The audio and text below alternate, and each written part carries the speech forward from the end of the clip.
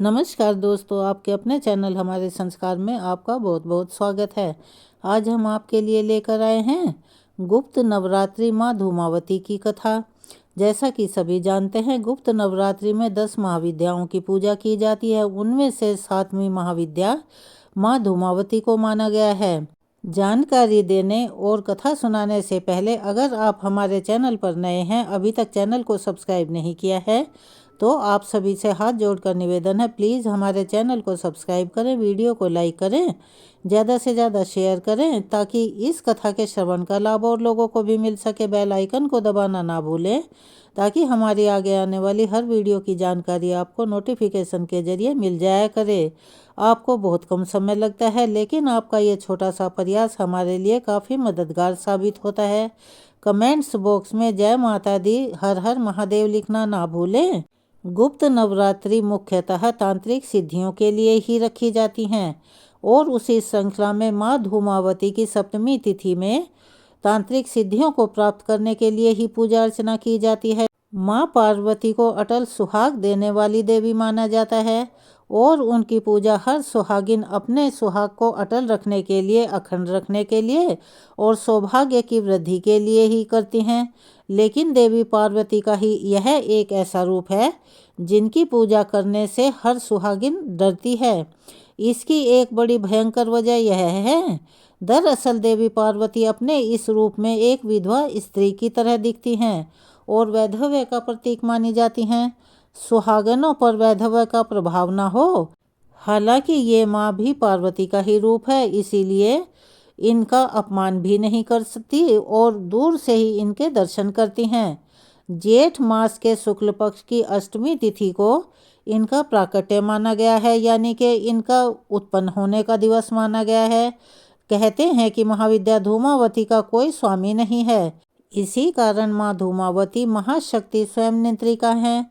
ऋग्वेद में रात्रि सूक्त में इन्हें सूत्रा कहा गया है, अर्थात यह सुखपूर्वक तारने योग्य हैं।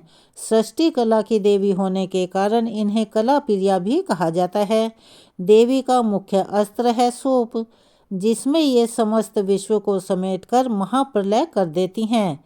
इन्हें अभाव और संकट को दूर करने वाली महाविद्या माना जाता है। महाविद्या धूमावती की साधना करने से पहले कुछ जरूरी नियमों को अवश्य ही जान लेना चाहिए, जैसे कि सुहागिन महिलाओं को इनकी पूजा भूलकर भी नहीं करनी चाहिए। जो भी महिलाएं गुप्त नवरात्रि के व्रत रख रही हों, उन्हें आज के दिन इनका केवल मन से ही ध्यान करके महाविद्या माँ धूमावती से क्षमा प्रार्थना कर लेनी चाहिए और अपने घर में सुख शांति की कामना करनी चाहिए।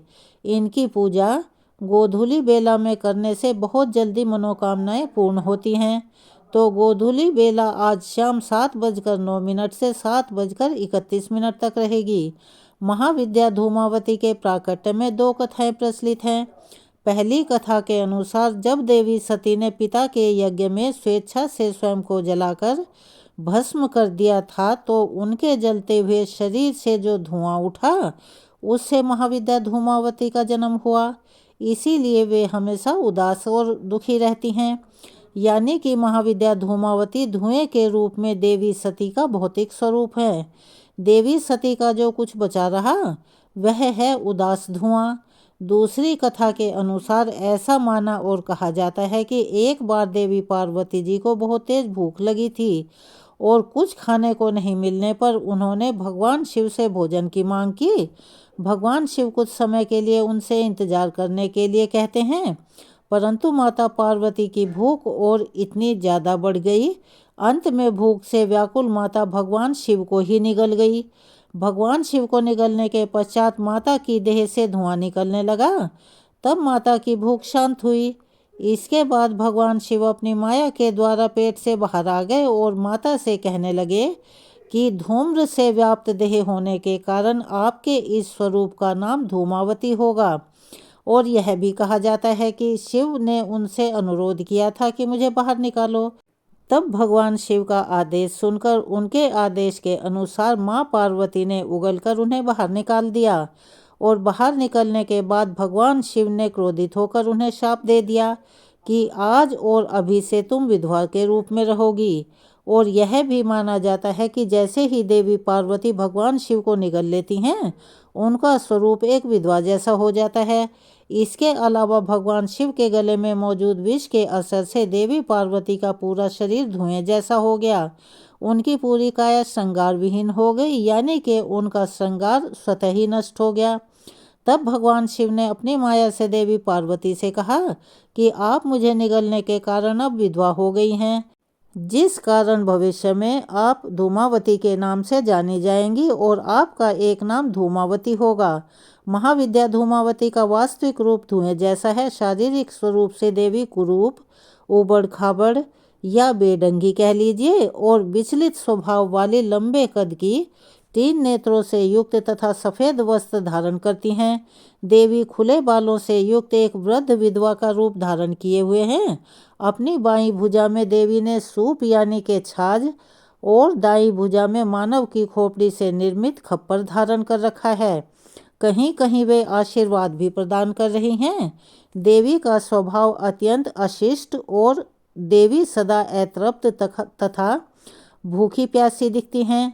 देवी काले वर्ण की हैं तथा इन्होंने सर्पों रुद्राक्ष को अपने आभूषण स्वरूप धारण कर रखा है।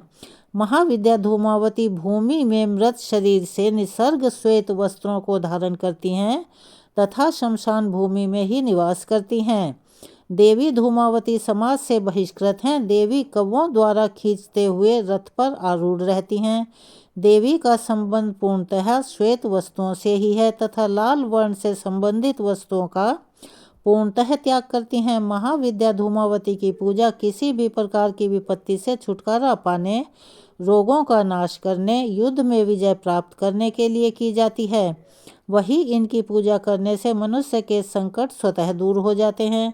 अगर उन्हें किसी भी चीज़ का अभाव है तो वह अभाव भी महाविद्या धूमावती की कृपा से अतिशीघ्र दूर हो जाता है। महाविद्या धूमावती की साधना करने के बाद बची हुई सभी पूजन सामग्रियों को आप अपने घर में ना रखें। उसी दिन शाम की पूजा करने के बाद विसर्जित कर दें। और महाविद्या को आपने जो भी भोग अर्पित किया है, जैसे कि मौसमी फल या मिठाई, बताशे या फिर मिश्री, उसे भी आप गाय माता को खिला दें। बची हुई जो भी पूजन सामग्री है, जैसे पुष्प, अक्षत आदि, उनका विसर्जन आप बहते जल में कर सकते हैं या कहीं जमीन में गड्ढा खोदकर उसे दाब सकते हैं, या आपके घर के आसपास पीपल का पेड़ हो तो उसके नीचे गड्ढा खोदकर भी दबा सकते हैं। यह थी माँ धूमावती की कथा और उनकी पूजा के बारे में जानकारी, और उस सामग्री का क्या करें उसके बारे में जानकारी। जैसा कि आप सभी जानते हैं, आखिर में हम आपको दुर्गा देवी कवच का हिंदी अनुवाद सुनाते हैं। तो चलिए शुरू करते हैं। एक बार प्यार से बोलिए जय माता दी। इस देवी कवच को भगवान ब्रह्मा जी ने ऋषि मार्कंडेय जी को सुनाया था। ऋषि मार्कंडेय जी ब्रह्मा जी से बोले, हे पितामह, संसार में जो गुप्त हो, जो मनुष्य की सब प्रकार से रक्षा करता हो, जो आपने किसी को भी आज तक ना बताया हो, वह कवच मुझे बताइए। श्री ब्रह्मा जी कहने लगे, अत्यंत गुप्त और सब प्राणियों की रक्षा करने वाला, सबकी भलाई करने वाला कवच मुझसे सुनो। प्रथम शैलपुत्री, दूसरी ब्रह्मचारिणी, तीसरी चंद्रघंटा, चौथी कुष्मांडा, पांचवी स्कंदमाता, छठी कात्यायनी, सातवीं कालरात्रि, आठवीं महागौरी और नवीं सिद्धिदात्री, यह देवियों की 9 मूर्तियां यानी के 9 स्वरूप हैं और यही स्वरूप नव दुर्गा कहलाते हैं। आग में जलता हुआ, रण में शत्रुओं से घिरा हुआ और किसी भी विपरीत संकट में पड़ा हुआ मनुष्य अगर देवी दुर्गा के नामों का स्मरण करता है तो उसको कभी भी हानि नहीं होती। रण में उसके लिए कुछ भी आपत्तिजनक नहीं होता, ना उसे किसी प्रकार का कोई दुख या डर होता है। हे देवी, जिसने श्रद्धापूर्वक तुम्हारा स्मरण किया है यानी आपको याद किया है, उसकी वृद्धि होती है, और जो तुम्हारा चिंतन करते हैं उनकी तुम निसंदेह रक्षा करने वाली हो। चामुंडा प्रेत पर, वाराही भैंसे पर, रौद्री हाथी पर, वैष्णवी गरुड़ पर अपना आसन जमाती हैं। माहेश्वरी बैल पर, कौमारी मोर पर और हाथ में कमल लिए हुए विष्णुप्रिया लक्ष्मी जी कमल के आसन पर विराजती हैं। बैल पर बैठी हुई ईश्वरी देवी ने श्वेत रूप धारण कर रखा है और सब प्रकार के आभूषणों से विभूषित ब्राह्मी देवी हंस पर बैठती हैं।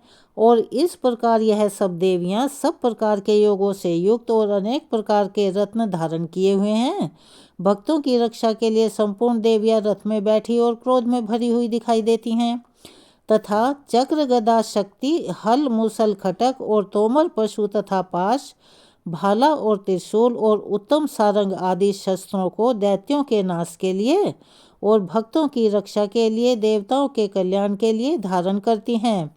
हे महारुद्र, अत्यंत घोर पराक्रम महान बल और महान उत्साह वाली देवी, मैं आपको नमस्कार करता हूँ।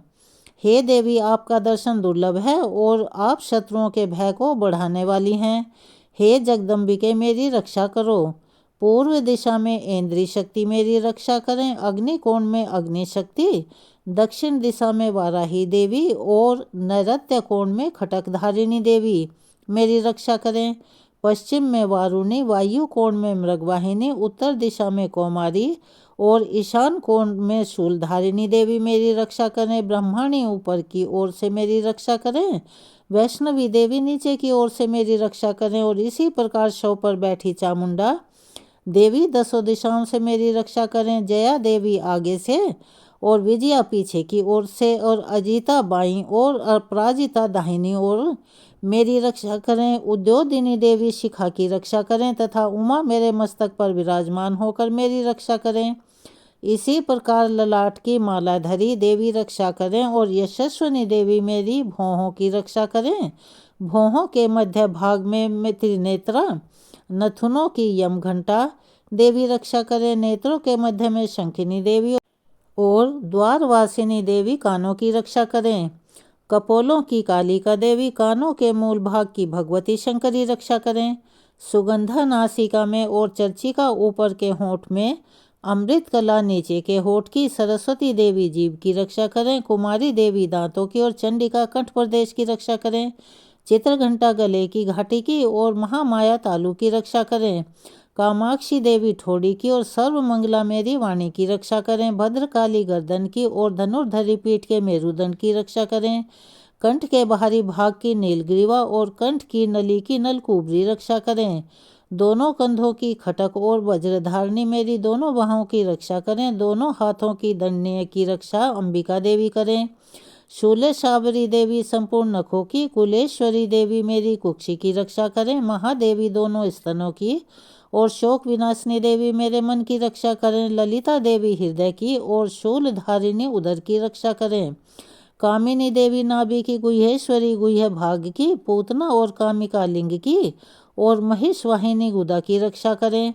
संपूर्ण कामनाओं को पूर्ण करने वाली महाबला देवी दोनों जंघाओं की रक्षा करें। विंध्यवासिनी दोनों घुटनों की और तेजस्विनी देवी दोनों पांवों के पृष्ठभाग की, श्रीधरी पांवों की उंगलियों की, तालुवासिनी तालु की, दृष्टा कराली देवी नखों की, उदर्व केशनी केशों की, बागेश्वरी वाणी की रक्षा करें। रोमा वालियों के छिद्रों की कुबरी और त्वचा की बागेश्वरी देवी रक्षा करें। पार्वती देवी रक्त मज्जा वसा मांस हड्डी की रक्षा करें।